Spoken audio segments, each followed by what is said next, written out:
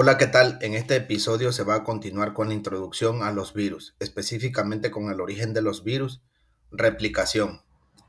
Empecemos. El origen de los virus se explica con algunas teorías. Yo aquí pongo tres. La primera dice que antecedieron y fueron precursores de sus hospederos. La segunda dice que hubo una evolución retrógrada de parásitos más organizados. Y la tercera nos dice que hubo una evolución convergente, una evolución independiente hasta coincidir en el punto célula-virus. Por una parte, evolucionaron los virus y por otra parte, las células, en este caso, bacterias, y en un punto específico convergieron hasta interactuar entre ellos y vivir en mutualismo, por ejemplo. Con respecto a la replicación viral, esta puede dividirse en 5 etapas: en absorción, penetración, replicación, síntesis y ensamble de la cápside viral y liberación. Empecemos con la primera. La absorción se da gracias a que los virus se unen a receptores específicos para adherirse a la superficie de la célula. En esta tabla pongo ejemplos de virus y su receptor específico.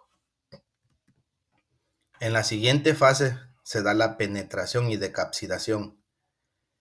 En el inciso A muestro a virus envueltos que, una vez que se adhirieron a la membrana de la célula hospedera, fusionan su membrana y de esta forma entra la cápside.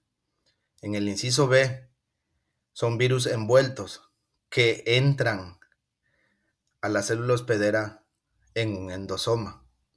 Y en el inciso C son virus desnudos que entran en un endosoma. Y una vez que el endosoma está en el citoplasma, el virus inyecta su cromosoma viral. En el inciso A y B, como la cápside entró al citoplasma, el siguiente paso es que se desensamble la cápside y pase a la siguiente etapa, que es la replicación. Con respecto a la replicación y transcripción en virus de ADN, aquí muestro el ejemplo del virus del herpes simple tipo 1. Aquí hay una explicación en 4 pasos que se corresponden con la imagen de la izquierda. Una vez que se inyecta el cromosoma viral, según el paso número 1, este cromosoma se circulariza y transcribe los genes inmediatos tempranos que sintetizan a las alfa-proteínas. Estas alfa-proteínas estimulan la transcripción de los genes tempranos en la segunda etapa de replicación de este virus.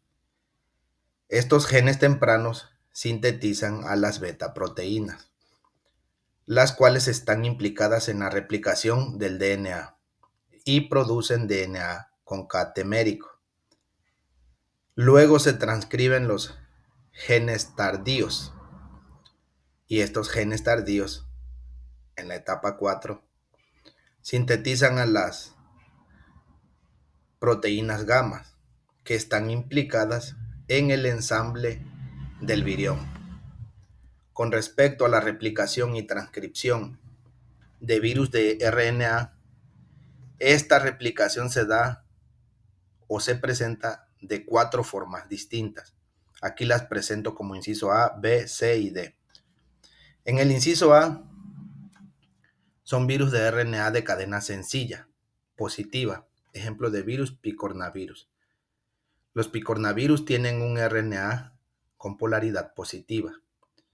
Esto nos dice que este RNA pasa directo a síntesis de proteína y así se ve en la imagen.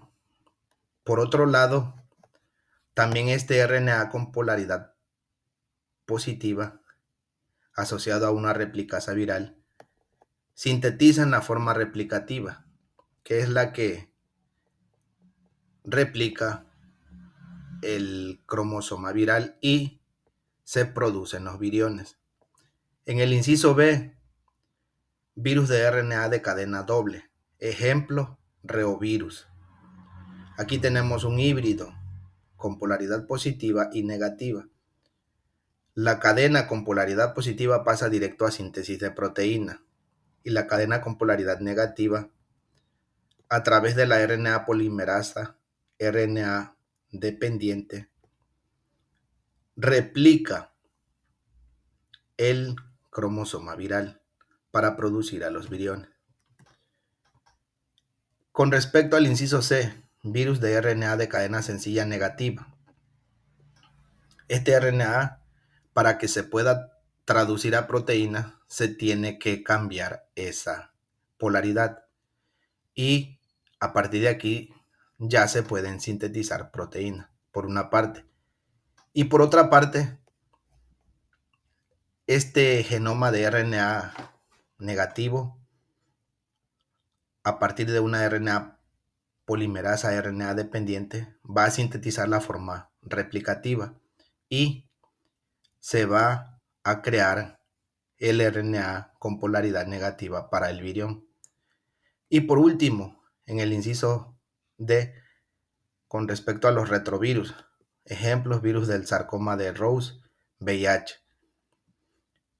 Para el caso específico del VIH, este tiene un genoma de RNA positivo, que a través de una transcriptasa inversa sintetiza la cadena complementaria del RNA con polaridad positiva. Esta cadena va a ser de ADN con polaridad negativa. La ribonucleasa H va a degradar a la hebra de RNA y va a quedar el DNA con polaridad negativa monocatenario. La transcriptasa inversa crea la hebra complementaria y esto da pauta a tener el DNA proviral, que por un lado sintetiza el RNA con polaridad positiva del virión y por otro las proteínas de la cápside, y así se forman el virión. Los virus se van a replicar en diferentes compartimentos intracelulares. Por ejemplo, los adenovirus se replican en el núcleo, se ensamblan en el núcleo. Estos, como son desnudos, no adquieren una membrana. Está el caso del hepatnavirus. Estos se replican en el citoplasma, se ensamblan en el citoplasma también, y estos sí tienen una membrana. La membrana la obtienen del retículo endoplasmático. También la pueden obtener del núcleo y también la pueden obtener de la membrana plasmática, así como se presenta aquí. Al salir por gemación, el virus adquiere a la membrana que cubre a la cápside. Los virus van a producir infecciones y diferentes efectos en la célula hospedera. El virus se introduce en la célula y la infecta y la revienta debido a que se replican tantas copias que revientan a la célula y la eliminan. También el virus puede ocasionar una infección latente, vivir ahí y no causar problemas a la célula. También pueden ocasionar infecciones crónicas y también pueden transformar en cancerígena a la célula, así como se puede ver en esta imagen. Hay algunos virus que van a estar implicados en la producción de cáncer. Por ejemplo, el virus de Epstein-Barr. Aquí el linfoma de Burkitt es un tumor maligno de la mandíbula y el abdomen que se presenta en niños. El virus de la hepatitis B parece estar asociado con un tipo de cáncer de hígado.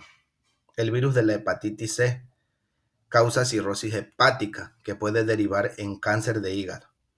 El virus del herpes humano tipo 8 y VIH se asocian con el desarrollo del sarcoma de Kaposi. El papiloma humano se ha vinculado con el cáncer de cuello uterino. El virus linfotrófico de células T humana tipo 1 y 2 se asocian con la leucemia de células T y la tricoleucemia respectivamente. Aparte de los virus, hay otras partículas infecciosas como por ejemplo los viroides. Estos causan alrededor de 20 enfermedades de plantas. enfermedad del tubérculo de la patata, exocortis de los cítricos y enanismo del crisantemo, por mencionar algunas. El RNA circular monocatenario de 250 a 300 nucleótidos lo pueden ver en la imagen de la derecha. Se diseminan por polen y óvulos. Se localizan en el núcleo de las células infectadas y pueden estar presentes entre 200 y 10.000 copias. No actúan como RNA mensajero para la síntesis de proteínas. Estos viroides, no sintetizan proteínas. Otras partículas virales son los priones. Estos provocan un trastorno degenerativo del sistema nervioso central de cabras y ovejas, que recibe el nombre de prurito lumbar o scrappy. Coloquialmente se conoce como la enfermedad de las vacas locas. Hay pérdida de la coordinación de movimiento hasta que les es imposible caminar. El patógeno es una proteína hidrofóbica con una masa molecular relativa de 33 a 35 y se le denomina PRP.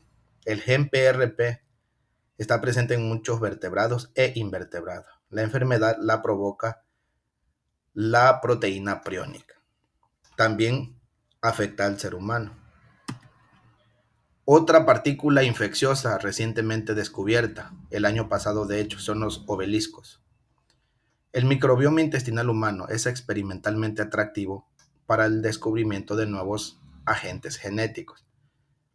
El perfil metagenómico y metatranscriptómico del microbioma intestinal humano permitió la identificación de una nueva clase de agentes de ARN colonizadores del microbioma intestinal humano, a lo que se le llamó obeliscos. Aquí, en la imagen de la derecha, inciso B, C y D, se muestran la estructura de los obeliscos, semejante a la de los viroides. La diferencia de los obeliscos con los viroides es que los obeliscos sí sintetizan una proteína. ¿Qué proteína? Se puede ver aquí en la imagen de la izquierda. De hecho, ahí tiene su nombre, oblina 1.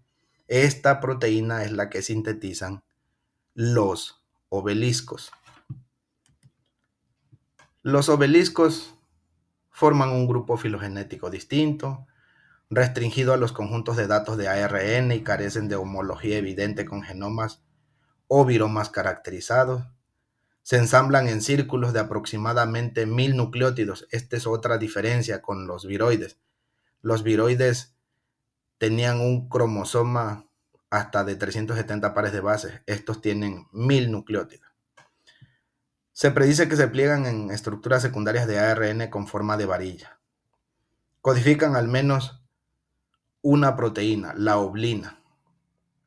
Si quieren saber más sobre los obeliscos, en la playlist sobre IA e investigación en biomedicina describo con profundidad a estos microbios o partículas infecciosas. Ok, por este episodio eso es todo. Nos vemos en otra entrega. Hasta luego.